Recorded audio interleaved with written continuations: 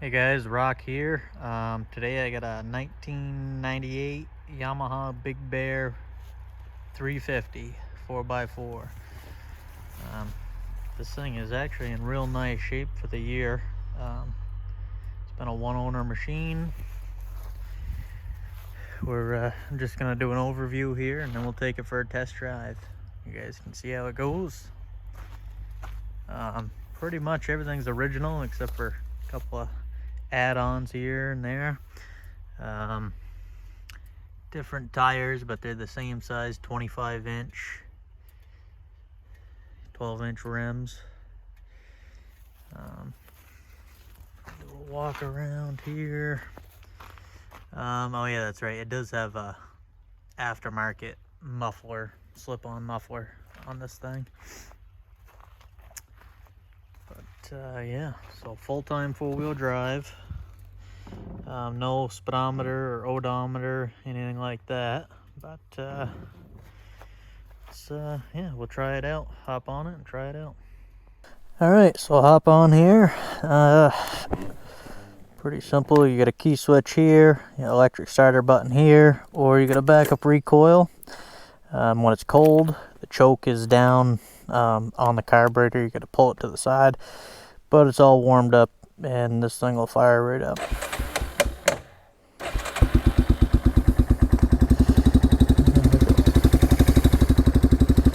Alright, so as far as shifting goes, there's no clutch, but it is a standard 5-speed semi-automatic, they call it. So basically there's no clutch, you just shift up, and so that's first gear, and it'll just stay there until you hit the gas a little bit. So yeah, try it out. Reverse, that's pretty easy to use. You twist this lever, quarter of a turn, kick it down, kick the shifter down, that'll go in reverse. Nice and easy. First, there we go.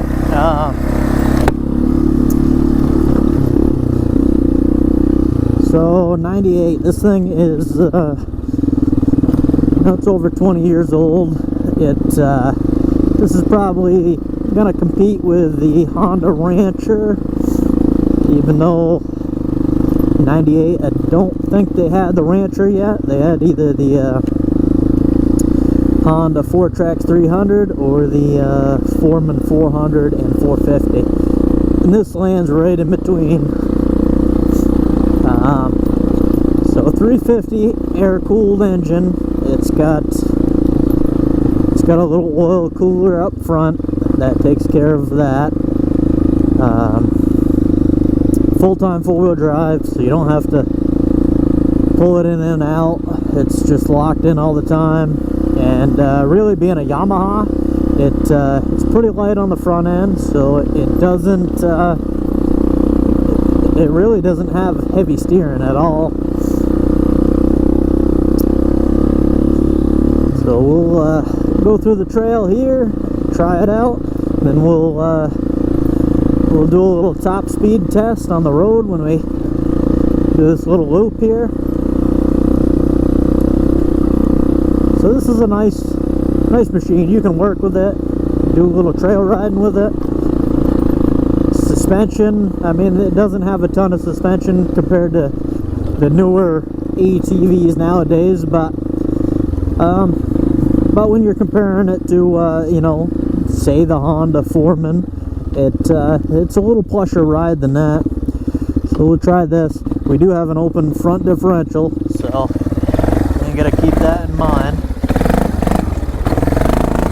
Only one tire is gonna spin. Yep.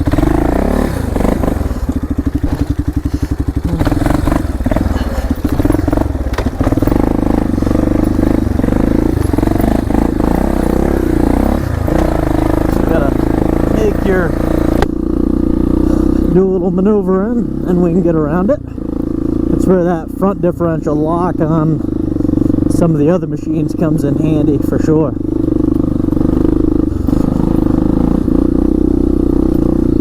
So this machine, let's see, this is first gear, pretty low geared. yet not as low as the Hondas, and the Hondas definitely have a little more power down below. As far as the 400 and 450 goes, obviously it's bigger motor. These things are tough. It's like I was saying, 350 air cooled, and basically it's the same top end anyways as the Yamaha Warrior 350, which has been out for a long time.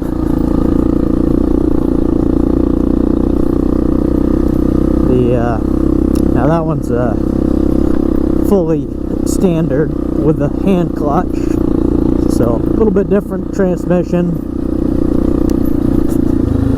But there is actually a lot of aftermarket parts that you can buy for this as far as top end. I mean, big bore kits.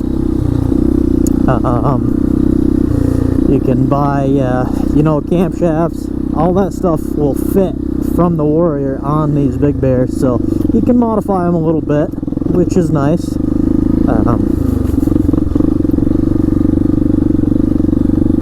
But you know, for the average trail rider, this thing is plenty.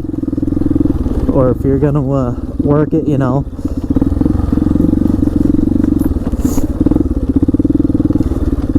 Now this has got decent ground clearance if you're comparing it to, say, a Honda Foreman. It really does have decent clearance, and it's got it's probably the same. I don't know, it might be a little long, I don't know, it might be a little shorter than the Hondas as far as the wheelbase, but it's a lot narrower, which is good in some ways, bad in others. Narrower obviously means a little tippier. Let's see. Not enough ground clearance to make it over this easily, but we'll get there.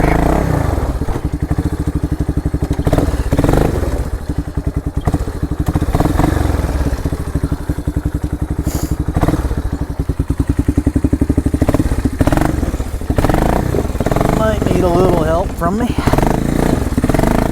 There we go.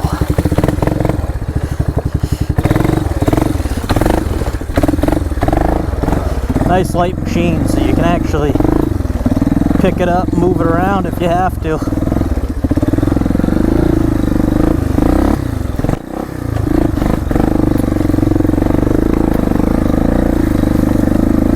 I really do like the steering. It's nice and light. You're not gonna blow a donut around because you can't take it at a full drive, but it does have nice light steering.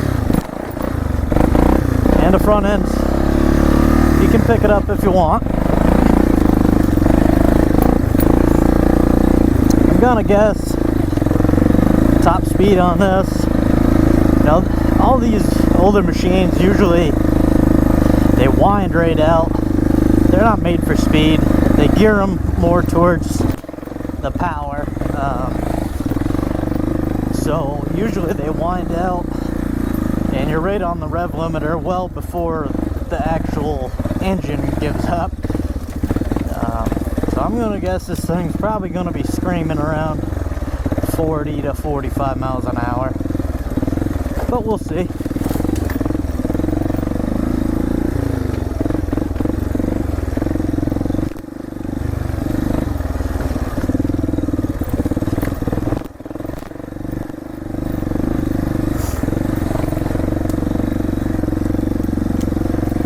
As far as braking goes, rear brakes, we got a single drum on the right hand side, straight axle in the back, which is very common for these years.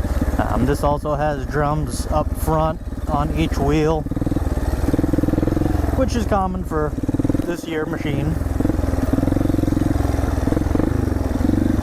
You know, they're not the best braking, but they work.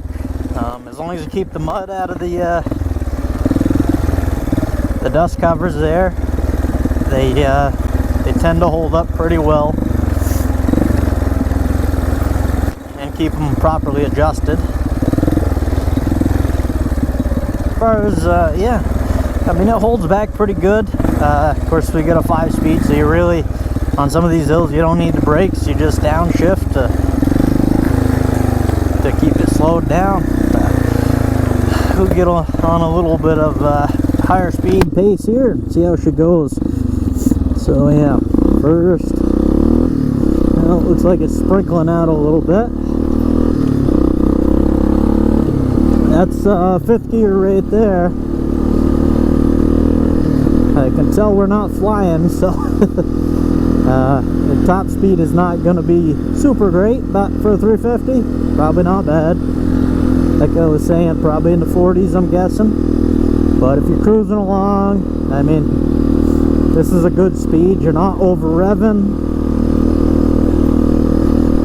You know, a lot of your trails are, depending on where you are, they're gonna be 25 to 35 miles an hour anyways. So if you're obeying the speed limits, the top speed on these things shouldn't matter too much.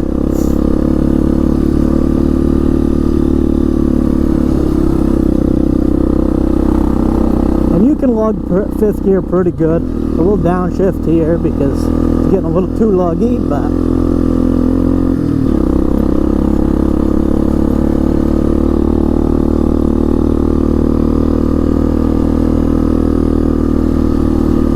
it's got a nice wide front rack. It's actually wider than the fenders themselves. I really like that feature if you're doing a lot of work. Rear's about the same size.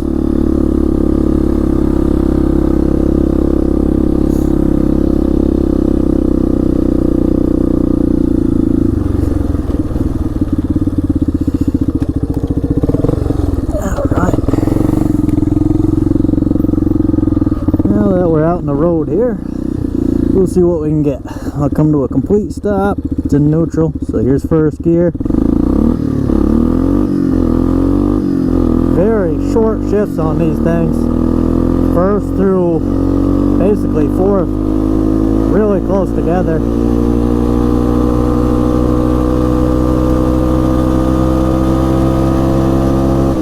That's about it. That's about it. Might be able to get a little more, but I don't want to beat this thing to death, so. But yeah, so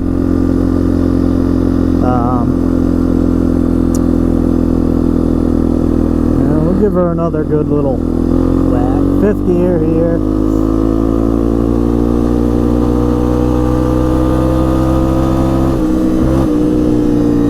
Yeah, I'm not sure what it is. I can't see the GPS, but we'll find out when I download the camera footage here. But yeah, so this is pretty much the end of the loop, end of the video. Hope you guys enjoyed it. I'm always test driving these things for you to see, and I mean, I'm gonna drive them anyways, so might as well do a video. And in case anybody's interested in what one of these things can do, I mean, that's it. Nice Yamaha Big Bear 350. Now, they made the older version 350s that had a high and low range, and it had a 5-speed shift. So you had 5 gears in low, 5 gears in high. So those are a little more work oriented, heavier machine. This one's a little sporty compared to them. And then as far as what's after this, 400 they made. But yeah, well, anyways, that's it. Hope you guys enjoyed it, like I said, and yeah, check some of my other videos out. All right, thanks.